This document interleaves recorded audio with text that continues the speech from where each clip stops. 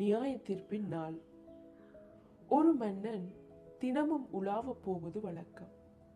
ஒரு நாள் களவு செய்து பிடிப்பட்ட ஒரு வாலிபனை அவரிடம் கொண்டு வந்தார்கள். அவர் திருடனை பார்த்து, வாலிபனே, நான் உன் குற்றத்தை மன்னித்தேன், இனிமேல் திருடாமல் திருந்தி வாழ் என்றார். மன்னனின் இனிய மொழி கேட்டு மகிழ்ந்து வீட்டுக்கு சென்றார். மீண்டும் ஒரு நாள் மன்னன் உலாவி வரும்போது அதே வாலிபனை திருட்டு குற்றத்திற்காக பிடித்து வந்தார்கள். திருட்டு வாலிபன் மிகுந்த மகிழ்ச்சியோடு நின்றான். அரசன் அன்புள்ளவர் என்ற எண்ணம் அவனை மேட்டிமை கொள்ளச் செய்தது.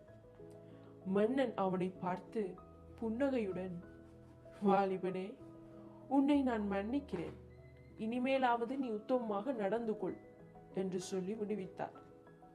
வேந்தனின் அன்பு கட்டளை அங்கு நின்றோரை வியப்பில் ஆழ்த்தியது. என்றாலும் திருடனின் இருதயம் இன்னும் கடினப்பட்டது. திருடுவதை தண்ணீர் குடிப்பது போல தாராளமாக செய்தான். நாட்கள் கடந்து சென்றன. 3ஆம் முறையாகவும் திருட்டு குற்றத்தில் கையும் மெய்யுமாக பிடிப்பட்டான். அரசனிடம் கொண்டு சென்றனர்.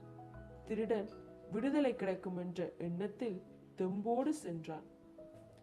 மன்னன் நீதிபதியாக ஒரு புத்தகத்துடன் அமர்ந்திருந்தார். அவர் முகம் இறுக்கமாயிருந்தது. திருடனை பார்த்து சொன்னார், நண்பனே, நான் உன்னை நேசிக்கிறேன். இப்பொழுதும் உன்னை மன்னிக்க எனக்கு மனம் உண்டு. ஆனால் நான் என்ன செய்வேன்? நான் இங்கே நீதிபதியாக அமர்ந்திருக்கிறேன்.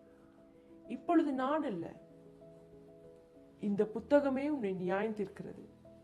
இப்புத்தகத்தின் சட்டப்படி உனக்கு தூக்கு தண்டனை தருகிறேன்.